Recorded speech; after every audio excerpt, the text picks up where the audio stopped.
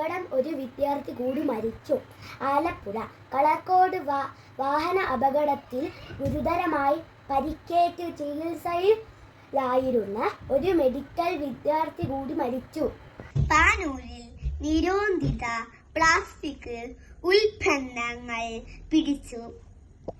അഖിലേന്ത്യാ ഉന്നത വിദ്യാഭ്യാസ സർവേ തുടങ്ങി. അധ്യാപകരുടെ അന്തർജില്ലാ സ്ഥലം മാറ്റം നിർത്തിവച്ചു. അണ പൊട്ടിയ പ്രതിഷേധം.